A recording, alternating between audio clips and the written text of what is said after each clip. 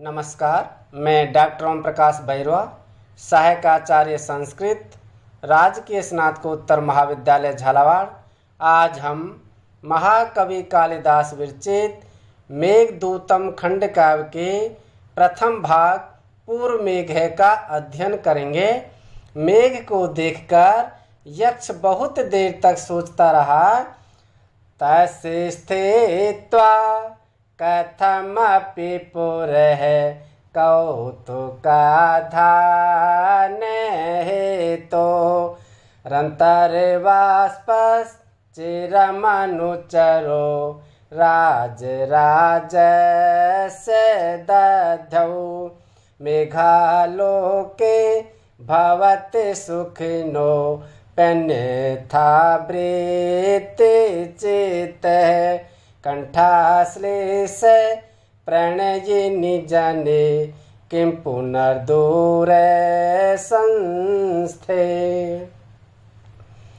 तस्य स्थित्वा कथम अपि पुरः कौतुक आधान हेतुः अन्तः बाष्पः चिरम अनुचरः राजराजस्य दद्धौ मेघालोके भवति सुखिनः अपि अन्यथा वृत्तिचेतः कंठाश्लेष प्रणयिनी जने किं पुनर्दूर संस्थे। राजराजस्य यक्षराज कुबेर का अनुचर सेवक यक्ष, अलकापुरी के राजा कुबेर का सेवक यक्ष, अंतर्बाष्प है सन। अंतर्बाष्प यानी आंसुओं को अंदर रोके हुए, आंसुओं को अंदर रोकने वाला, अर्थात जिसने अपने आंसुओं को अंदर रोक रखा है, आंखों से बाहर जिसने नहीं आने दिया है। इतना दुखी है कि उसके आंखों में आंसू आ रहे हैं, लेकिन उसने आंखों में ही आंसुओं को रोक रखा है, अर्थात रुआंसावाल। कौतुकाधान हेतु, कौतुक धान आधान, कौतुक यानी जो अभिलाषा के जो आधान उत्पत्ति का हेतु यानी जो हेतु है, कारण है। अभिलाषा की उत्पत्ति का हेतु प्रिया से मिलने की उत्कंठा। तस उस मेघ के पुरः आगे कथम किसी प्रकार बड़ी कठिनता से अप यानी भी स्थित्वा ठहर कर चिरम देर तक दद्धौ सोचता रहा।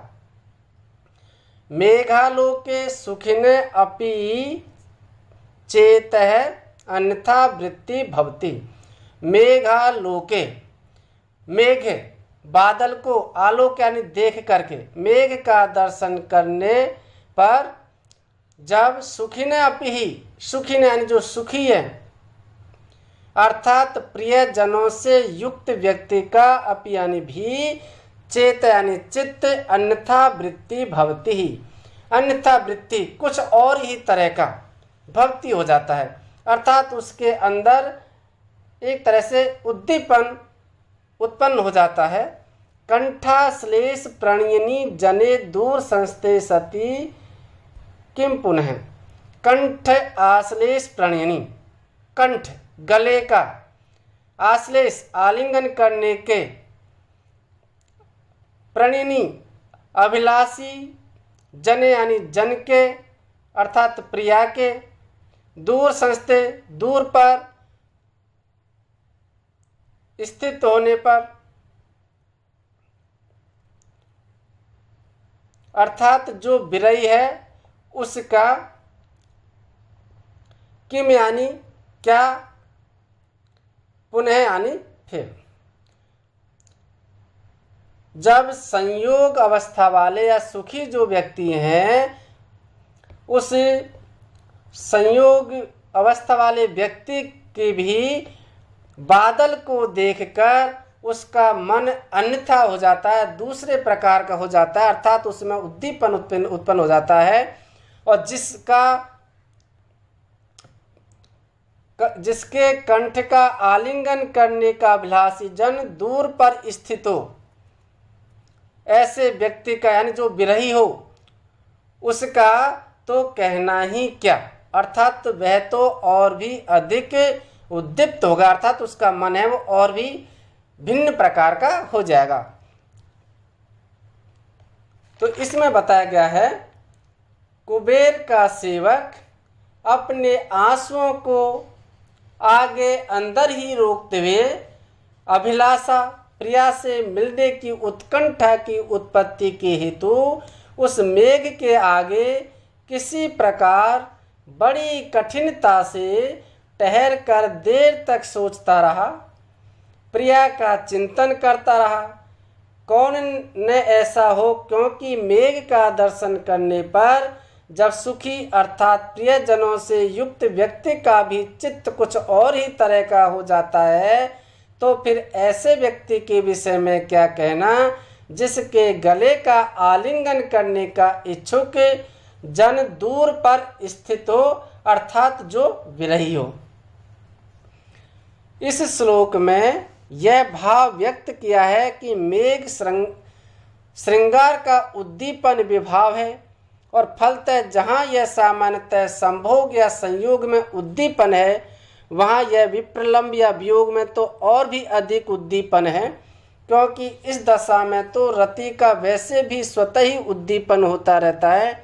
इस प्रकार मेघ रूप उद्दीपन के दर्शन करने पर विरही यक्ष का रुआंसा होना, मेघ के समक्ष कठिनता से खड़ा रहना एवं प्रिया का चिंतन करते रहना यह स्वाभाविक है।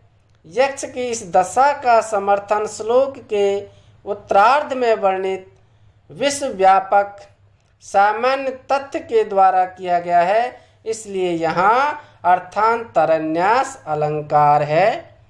इसमें मंदाक्रांता छंद है। राज राजस राज्ञाम राजा तस् तत्पुरुष समास। मेघालोके मेघस आलोक है तस्मिन् तत्पुरुष समास। अन्यथा वृत्ति यस तत् बहुब्रीहि समास है।